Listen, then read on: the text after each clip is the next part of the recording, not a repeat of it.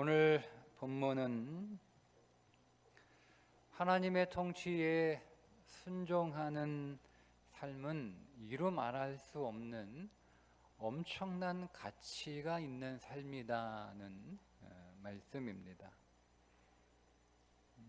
그 사실을 예수님은 순종의 가치가 어떤 것인가를 설명해 주시기 위해서 마치 밭에 감추어진 보화와 같다는 비유로 설명을 해 주신 것입니다. 여러분, 그래서 순종의 위대한 가치를 아는 사람들이 순종할 수 있습니다. 그 순종의 가치를 알고 그 순종의 가치를 발견한 사람들만이 전 재산을 팔아서 순종하는 거죠. 가치를 알기 때문에, 가치를 아는 것. 1939년 8월, 9월 독일이 폴란드를 점령한 후에 독일의 사업가이자 아주 냉정한 기회주의자였던 오스카 쉰들러는 폴란드계 유대인이 경영하는 공장을 수단과 방법을 가리지 않고 인수한 뒤에 많은 돈을 벌게 됩니다.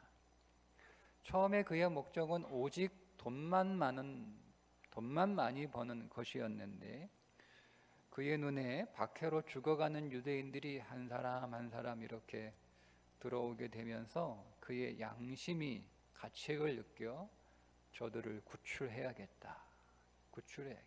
그래서 필요가 없는데도 많은 유대인들을 자기 공장에 고용합니다.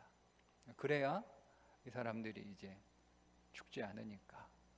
그런데 이제 그것도 더 이상 할 수 없고 모두가 다 죽을 위기에 처하게 되자 이들을 최선을 다해서 할 수 있는 한 최선을 다해서 구출하기로 마음 먹고 목록을 만들죠. 그게 쉰들러 리스트라고 하는 거예요.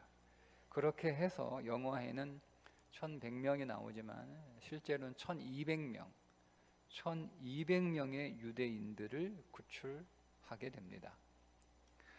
이 영화 가운데 아주 명대사들이 많이 나오는데 그 가운데 두 가지 쉰들러가 했던 말을 좀 여러분들에게 옮겨드리면, 내가 돈을 더 벌었더라면 얼마나 좋았을까. 그동안 내가 돈을 너무 낭비했어. 너무 많이 돈을 낭비했어. 이 차 팔 수도 있었을 텐데 내가 왜 안 팔았지? 이거 팔았다면 10명은 더 구했을 거야. 이 배지, 이 금배지인데 이 배지를 팔았으면 내가 2명은 더 살릴 수 있었겠지. 아니, 최소한 못해도 1명은 더 빼올 수 있었어. 한 사람의 생명 구할 수 있었어. 한 사람의 생명을. 여러분, 오스카 쉰들러는 한 사람의 가치가 얼마나 소중한지 사람을 가격으로 매기지 않고 가치로 보았던 사람입니다. P로 시작하는 아웃도어 브랜드, 미국 아웃도어 브랜드가 있습니다. 작년에 이 회사의 창업주가 자기가 그리고 자기의 가족들이 가지고 있는 회사 지분 100%를 환경단체에 기부해버렸습니다. 4조 2200억 원 정도 되는. 이유는 뭐냐면 그 돈 가지고 지구의 기후변화에 대응하는 일에, 지구의 환경을 보호하는 일에 그 돈을 쏘라는 거예요. 자기가 50년 동안 운영한 회사를 이렇게 성명서를 발표합니다. 지구에 환원하다. 원래 이 회사는 자기 회사 제품을 사지 말라는 광고로도 유명한 회사입니다. 물건을 만들었으면 사달라고 광고를 해야 되는데 반대로 사지 말라. 왜냐하면 소비를 줄이면 새 옷을 만들 필요 없고, 새 옷을 안 만들면 그 새 옷을 만들면서 발생하는 탄소, 각종 폐기물, 그리고 많은 자원을 줄일 수 있기 때문에 가급적 물건을 만들어 놓고 사지 말래요. 자기네 회사 물건 사지 말래요.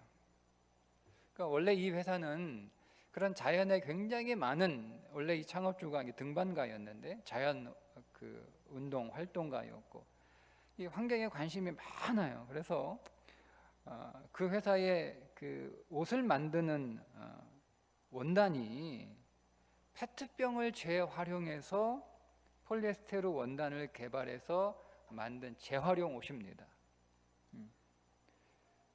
그리고 면 같은 경우는 이제 일반적으로 목화를 만들어 재배해서 면을 만드는데, 그게 일반적으로 재배된 목화는 오히려 환경에 오히려 해롭다는 사실을 알게 된 이후에 재생 유기농법을 적용해서 목화를 재배하고, 또 1994년부터는 유기농 목화로 대체해 버립니다. 이렇게 어떻게 하면 부득불 우리가 옷을 만들어야 되는데 어떻게 하면 친환경적으로, 어떻게 하면 자연을 더 훼손하지 않고 만들까? 이렇게. 그러니까 이 사람은 옷값도 비싸요. 싸게 만들어야 잘 팔릴 텐데 면티 한 장에 대해서 오늘 들어가 보니까 79,000원. 그냥 티 한 장에 티 한 장. 비싸요. 아니 재료가 비싸니까 당연히 비싸겠죠. 그렇게 비싸게 만들어 놓고 팔아야 회사가 수익이 생기는데 사지 말라고 캠페인을 또 해요. 그러니까 매출은 뒷전이에요. 이 사람은 환경운동만 열심히 하는 사람이에요. 거기에 투자를 아끼지 않아요. 자, 그럼에도 불구하고 이 회사는 미국 3대 아웃도어 브랜드입니다. 왜 그럴까요? 많은 사람들이 그 회사의 옷을 삽니다. 가격보다 가치를 사는 거예요. 가격을 사는 게 아니라 가치를 사는 거예요. 나는 환경에 가치를 둔 회사의 옷을 입었다는 거죠. 나는 환경이라고 하는 가치, 나는 이게 얼마짜리 옷을 입은 게 아니라 8만 원짜리 티를 한 장 입은 게 아니라 나는 환경이라고 하는 가치로 만들어진 옷을 입었다라는 거예요. 그러니까 그런 가격보다 가치를 더 선호하는 소비자들이 그 회사의 제품을 사주는 거예요.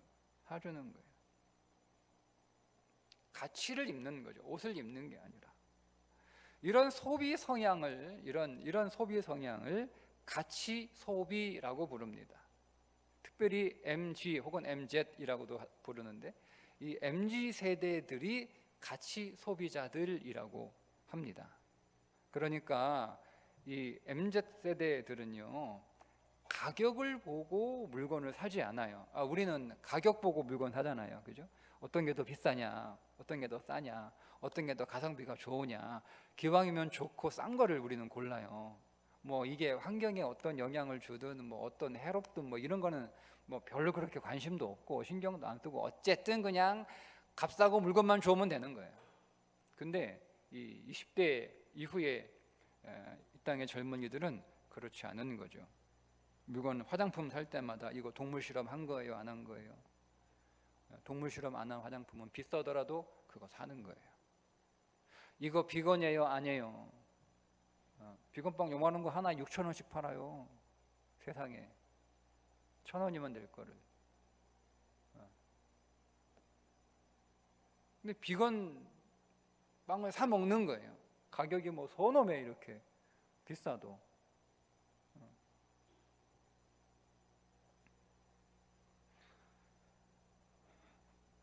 남들이 쓰다가 버린 천, 그 헌옷, 그 버려진 천을 다시 가공해서 그거 가지고 에코백을 만들어. 근데 이걸 돈 주고 사냐? 돈 주고 사요. 그냥 버려진 천으로 만든 재활용된 가방이니까 뭐 한 돈 1,000원 줬냐 그러면 아니요, 3만 원씩 한대요. 정신이 있어 없어? 이게 가치 소비하는 MZ 세대들의 의식입니다. 가격보다 가치예요. 가치. 늘 가격으로 인생을 살았던, 가격으로 선택을 했던 오늘 우리 기성세대의 눈에 보면 참 정신 나간 애들처럼 보이지만, 여러분, 가격보다 가치를 선택하는 이 시대의 젊은이들이 저는 훨씬 더 희망적이라고 생각합니다. 왜냐하면 가격으로 살지 말고 가치로 살라는 명령은 바로 성경의 가르침이기 때문에 그렇습니다. 오늘 본문이 그 말씀이에요. 밭의 가격을 보지 말고 그 밭의 가치를 보고 전 재산을 팔아서 그 밭을 사라는 거예요. 여러분, 예수님이 이런 삶을 사셨잖아요. 여러분, 예수님께서, 하나님과 본체이신 예수님께서 십자가에서 죽으시기까지 순종하신 이유가 무엇 때문입니까? 우리 때문에 돌아가셨다라고 하셨는데, 여러분, 우리가 그만한 가격이 됩니까?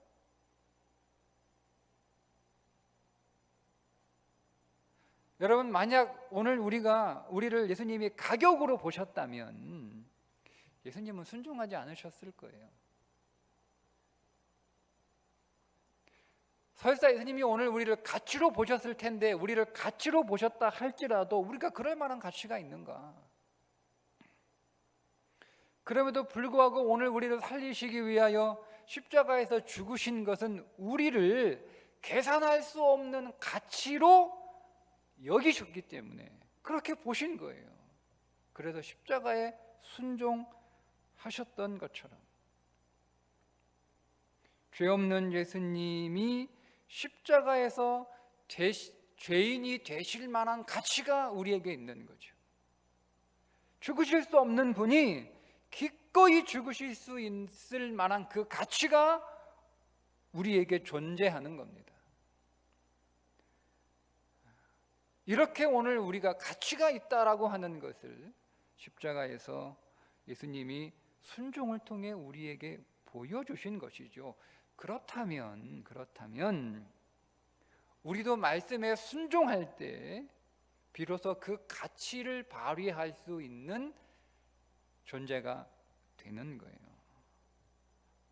성도는 언제 가치 있는 존재가 되냐? 말씀에 순종할 때 가치 있는 존재가 됩니다. 그래서 주님께서 주여 주여 하는 자들을 향해서 내가 너희를 도무지 알지 못하니 불법을 행하는 자들아 내게서 떠나라. 필요 없다는 거예요. 떠나란 말은 필요 없다는 거예요.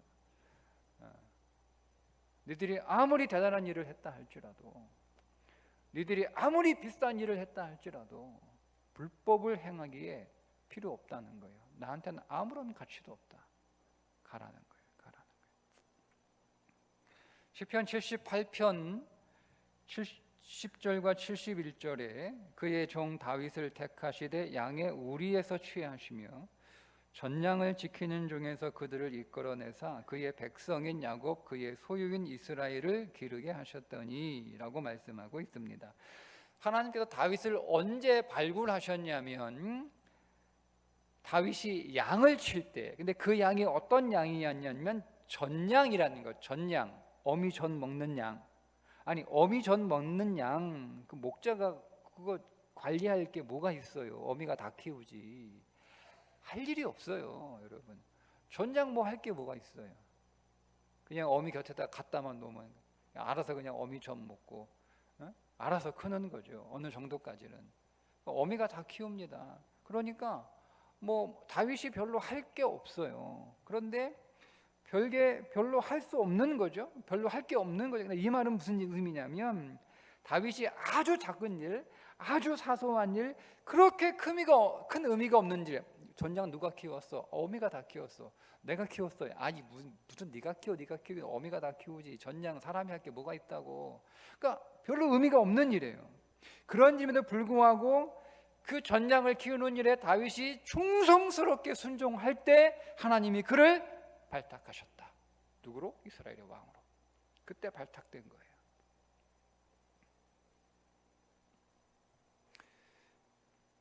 주인이 이르되 잘하였다 착하고 충성된 종이여 네가 지극히 작은 것에 충성하였으니 넓고 올 권세를 차지하리라. 여러분, 이 말씀처럼 우리의 작은 순종 속에 뭐가 있냐? 큰 게 담겨 있는 거예요. 내 눈에 보는 건 작은 거예요. 사소한 거예요. 의미 없는 거예요. 해봐야 누가 알아주지도 않아요. 그런데 바로 그것 안에 큰 게 담겨 있다. 큰 게 담겨 있다. 여러분, 그래서 우리가 별것 아닌 작은 것이라고 여러분 해서 순종해봐야 표시도 안 나고, 순종해봐야 누가 알아주지도 않고, 순종해봐야 그렇게 큰 의미도 없고, 내가 지금 한다고 해서 또 내 뒤에 누가 그걸 그대로 이어서 할 것도 아니고, 나는 할 수 있지만 또 내가 못하면 결국 이건 안 되는 일인데 해서 그게 무의미한 거잖아요. 그래서 안 해요. 근데 여러분, 그 불순종은 어쩌면 내가 보지 못하는 큰 것을 잃어버리는 것일 수 있다. 나는 작은 순종을 하지 않았으나 사실은 매우 큰 것을 잃어버리는 것일 수 있다. 다윗이 이렇게 순종할 수 있었던 이유가 뭘까? 그 순종을 누가 지시했느냐를 다윗이 명확하게 했기 때문에 그렇습니다. 아버지가 이 일을 시켰나? 아버지가 제일 큰형한테 시켰겠죠. 큰형이 보니까 이 허드렛 일 하기 싫어. 둘째한테 네가 해. 나 안 할 테니까. 내가 이런 일이나 할 사람이냐? 형이 이런 일 해야겠어? 맏아들이 둘째한테, 둘째가 보니까 자기도 하기 싫어. 그 셋째한테 야 네가 해. 이거 내가 해야겠냐 이거? 네가 해, 네가. 그렇게 해서 쭉쭉 내려온 거예요. 다윗까지 내려온 거. 다윗까지. 형들이 하기 싫은 일을 서로 밀어가지고 결국 자기한테 떨어진 거란 말입니다. 그래서 다윗은 그것을 형들이 밀어서 자기한테 온, 형들이 하기 싫은 일을 지금 자기가 다 떠맡았다라고 본 게 아니라, 형들이 시킨 일이라고 본 게 아니라 하나님이 시킨 일이라고 본 거죠.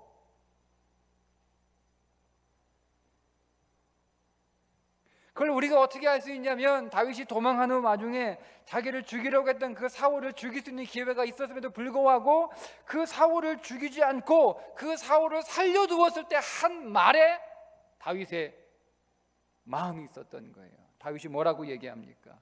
내가 손을 들어 여호와의 기름 부으심을 받은 내 주를 치는 것은 여호와께서 금하시는 것이니 그는 여호와의 기름 부음을 받은 자가 됨이니라.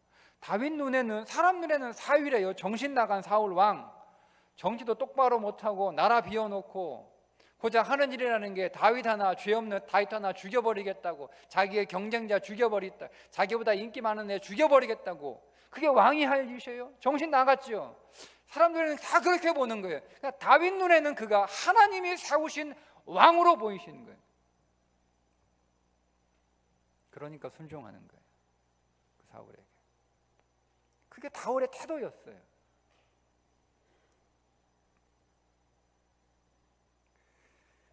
압살롬의 반역으로 도망가던 그 다윗에게 저주를 퍼부었던 아주 그냥 작정하고 저주를 퍼부었던 사람이 있죠. 시므이입니다. 시므이.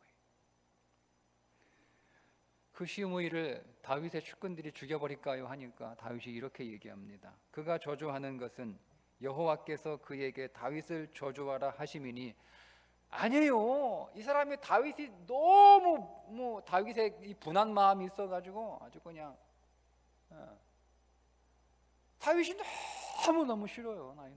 아주 그냥 자기 집안의 원수예요. 자기 집안을 다 망하게 한 사람 아닙니까? 그래가지고 지금 다윗 잘 됐다, 이제 이참에 너 끝났구나라고 해서 다윗이 끝날 줄 알고 이제 마음 탁 놓고 저주 퍼부은 건데 다윗은 어떻게 들은 거예요? 여호와께서 그에게 다윗 저주하라 하심이니 여호와께서 그에게 명령하신 것이니 그가 저주하게 버려두라. 이게 다윗의 영성이에요. 시므이는 그렇게 다윗을 저주한 게 아니거든요. 뭐 하나님의 마음을 받아가지고 하나님의 뜻을 담아서 하나님이 명령하셨으니까 거기에 순종하는 마음으로 목숨 걸고 저주한 게 아니에요. 다윗이 다시 귀환하죠. 그러니까 이제 난리 나는 거 시므이. 자기가 한 일이 있잖아요. 이제 다윗 돌아오면 자기는 이제 뭐 두말할 것도 목 잘려 나가는 건데, 그러니까 다윗 앞에 달려가서 엎드려 살려달라고 빕니다. 그때 다윗이 어떻게 합니까, 여러분? 용서합니다. 용서합니다. 왜 용서합니까? 분명히 얘기했잖아요. 하나님이 그에게 나를 저주하라고 명령하셔서 그가 순종하여 내게 저주한 것이니.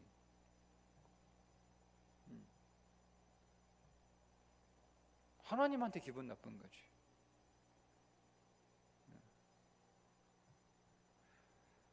여러분, 우리가 누군가를 용서할 때 우리 안에 어떤 마음이 있냐면, 내가 저 사람한테 당한 것도 기분 나쁜데 잘못한 것이 없는 내가 가서 저 사람한테 사과해? 그 사람한테 내가 굴복하는 거라고 생각하는 거예요. 응? 당한 것도 억울한데 굴복까지 해야 한다고 하니까 사과가 굴욕처럼 느껴지는 거예요. 그래서 사과를 못하는 거예요. 여러분, 만약 그것이 용서라면, 여러분, 자기를 저주한 시므이를 용서했던 다윗은 얼마나 초라하고 얼마나 나약한 사람이겠습니까? 그렇지 않잖아요. 다윗이 시므이에게 용서를 할 수 있었던 것은 시므이에게 굴복한 것이 아니라 그 안에 계신 하나님께 순종한 겁니다. 사도 바울이 이런 고백을 하죠. 우리가 이 보배를 질그릇에 가졌으니 이는 심히 큰 능력은 하나님께 있고 우리에게 있지 아니함을 알게 하려 함이라. 자기는 질그릇이고 질그릇 같은 자기 안에 그리스도가 계시다, 이렇게 고백하는 거예요. 그러면 다른 사람 안에는 그리스도가 안 계시겠어요? 똑같이 본 거예요. 똑같이.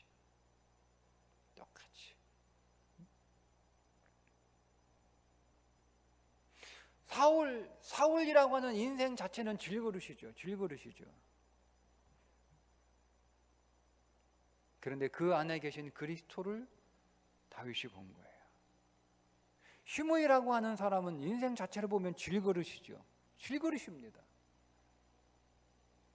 근데 그 안에 그리스도가 계신 그 보화이신 그리스도를 보았던 거예요. 이게 바울의 고백이에요. 사건도 질그릇 같고 환경도 질그릇 같고 사람도 질그릇 같으나 우리는 그 질그릇 같은 상황과 사건과 사람 안에 계신 그리스도가 나에게 말씀으로 명령하시니 나는 질그릇에 순종하는 게 아니라 그 안에 계신 보배이신 그리스도께 순종한다. 이게 믿음입니다. 그걸 볼 수 있는 사람들만이 순종할 수 있는 거예요. 그게 하나님 나라예요. 하나님의 통치하신 하나님의 나라, 마치 밭에 감추어진 보화와 같습니다. 평범한 사람들 눈에는 그저 밭에 불과하지요. 거기다가 배나 무 심으면 얼마에 팔아서 얼마를 거둘 수 있을까? 혹시 그냥 발을 다 갈아엎어가지고 거기에 건물을 세우면 내가 얼마를 벌 수 있을까? 가격으로만 봅니다. 그러나 믿음의 사람은 그 밭에 숨겨진 보화를 봅니다. 숨겨진 보화.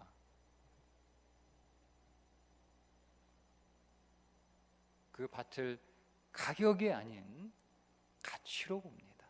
가치. 그 밭에 여러분 보화가 숨겨져 있다는 것을 알면 어느 누구라도 가서 자기 재산 다 팔아가지고 그 밭 사죠. 누가 여러분 안 사겠어요? 요 앞에 허름한 8평짜리 그 주인이 한 3억에 판다 그러면 여러분 사시겠어요? 7,500만 원 주고 자기가 샀는데 3억에 팔겠다고 하면, 우리 교회 팔겠다고 그러면 사시겠어요? 근데 그 집에 일제시대의 일본 장교가 금괴를 묻어놨다는 거예요. 금괴 100톤 금괴가 그 밑에 있대요. 3억이 아니라 30억이라고 해도 삽니다. 그러니까 보이면 다 사는 거예요. 보이면 누구라도 재산 다 팔아서 산. 문제는 뭐냐면 안 보인다는 거죠. 순종 안에 있는 보화가 보이면 다 순종하는데, 문제는 순종 안에는 보화가 안 보여. 그게 문제인 거예요. 그래서 예수님이 알려주시는 거예요. 못 보니까 알려주시는 거예요. 하나님의 통치에 순종하는 삶은 마치 밭에 감추어진 보화를 발견하여 전 재산 다 팔아서 그 밭을 사는 거하고 같아. 알았어? 라고 가르쳐 주시는 거예요. 여러분에게, 나에게 가르쳐 주시는 거예요. 하나님은 오늘 우리에게 그 보화를 주시기를 원하세요. 이게 주님의 마음이에요. 순종하면 그 보화 가질 텐데 못 보니까 그래서 일러주시는 거예요. 다 가르쳐 주시는 거예요. 다 답답하니까. 교회에 보물 숨겨놓고 애들이 못 찾아. 그 답답하잖아. 난 어디 있는 거 아는데. 그러니까 가르쳐줘. 여기 있어. 여기. 진짜요? 에이, 거짓말 하고 가버려.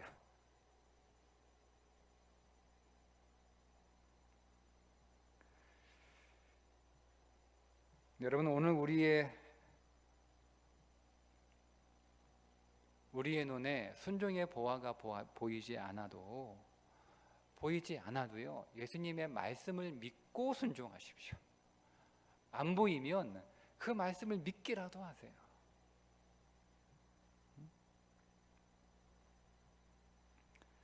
아니, 못 믿겠으면 다윗처럼 억지로라도 순종을 하세요. 다윗이 형들이 무서워가지고 이놈 쉽게 이거 안 하면 돼. 가만 안 돼. 맞을래? 그러니까 형들한테 한 대씩 맞아봐요. 그 형들한테. 그러니까 형들 무서워서 억지로 양쳤을 수도 있겠죠. 억지로 진 십자가, 억지로 하는 순종, 그게 억지로 진 십자가예요. 십자가를 우리가 다 선택하지 않잖아요. 다 억지로 짊어지는 건데, 억지로 진 십자가, 억지로 한 십자가에도 보화가 있는 줄 믿습니다. 여러분, 어쩌면 다윗은 성품으로 순종했는지도 몰라요. 성품으로. 원래 다윗 성품 자체가 순종을 잘하는, 이건 정말 큰 은혜예요. 여러분, 순종의 성품을 내가 가지고 있다는 것. 내가 부모로부터, 우리 집에서 순종의 성품을 내가 부모로부터 물려받거나 부모로부터 교육을 받아서 그 순종의 성품이 만들어졌다는 것, 정말 감사하고 하나님의 은혜죠. 믿음이 아니어도 여러분, 내가 순종의 성품으로 여러분은 순종한다 하더라도 그 순종 안에 보화가 있는 줄 믿습니다. 근데 우리가 억지로 순종하고 또 때로는 순종으로 순종을 계속 하다 보면 이제 우리 안에 있는 그 순종하는 보화들을 발견함으로 인하여 우리 안에 뭐가 생기냐면 순종의 믿음이 생기는 거예요. 그때 순종의 믿음이 생기는 거예요. 여러분, 결국 오늘 저와 여러분의 믿음은 순종의 믿음으로까지 자라서 그 순종 안에 담겨 있는 많은 보화를 여러분의 것으로 소유하시기를 주님의 이름으로 축복합니다.